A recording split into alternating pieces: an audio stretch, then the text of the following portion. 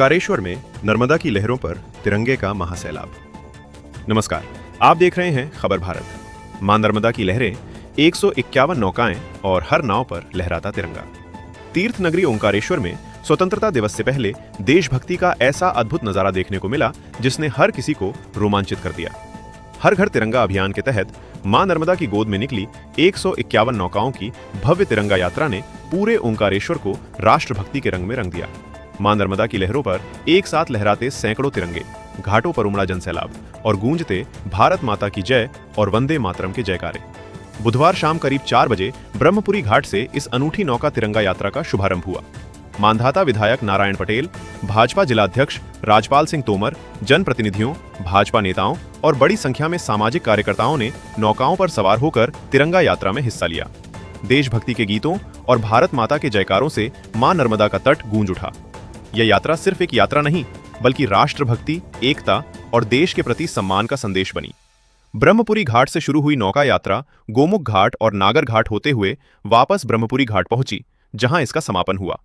नर्मदा की लहरों पर एक साथ आगे बढ़ती 151 तिरंगा सजी नौकाएं हर किसी के लिए आकर्षण का केंद्र बनी रहीं। घाटों पर मौजूद श्रद्धालुओं और स्थानीय लोगों ने भी हाथ हिलाकर और जयकारों के साथ तिरंगा यात्रा का स्वागत किया। मांधाता विधायक नारायण पटेल ने कहा कि प्रधानमंत्री नरेंद्र मोदी के आह्वान पर देश भर में हर घर तिरंगा अभियान चलाया जा रहा है। इसी अभियान के तहत ओंकारेश्वर में मां नर्मदा की गोद में ये अनूठी तिरंगा यात्रा आयोजित की गई।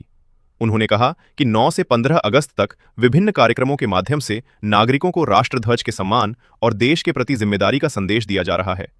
आइए आपको सुनवाते हैं तिरंगा यात्रा को लेकर किसने क्या कहा।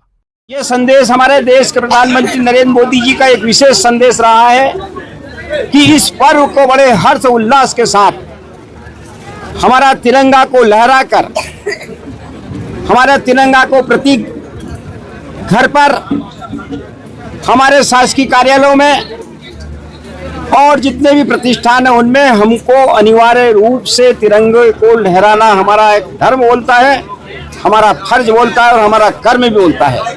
और आज जो जिस प्रकार ये भव्य तिरंगा यात्रा नाव के द्वारा निकाली, का आन बान और शान का प्रतीक है। हमारे तिरंगा यात्रा निकालने का निर्देश हमारे यशस्वी प्रधानमंत्री नरेंद्र मोदी जी के नेतृत्व में 9 तारीख से 15 तारीख तक हर मंडल स्तर पर संगठन को तिरंगा यात्रा निकालने का निर्देश दिया गया है।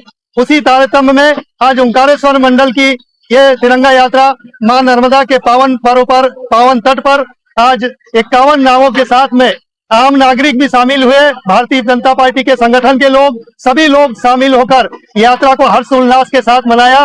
पहले की सरकारों में आपने देखा होगा, भारतीय जनता पार्टी की सरकार नहीं थी, उसके पहले तिरंगा 15 अगस्त और 26 जनवरी को शासकीय कार्यालयों पर लहराकर भूल जाया करते थे।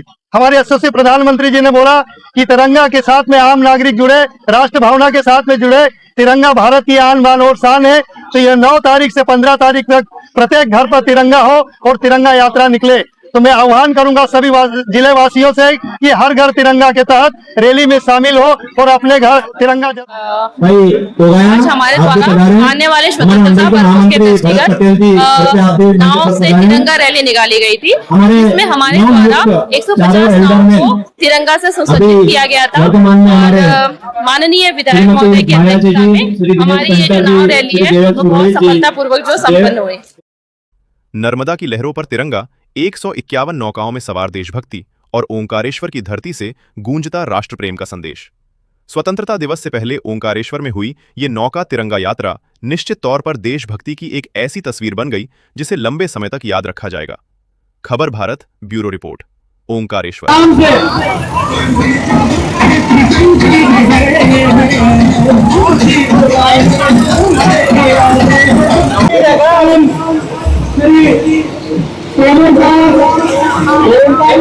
नाविक संघ द्वारा किया जाता है।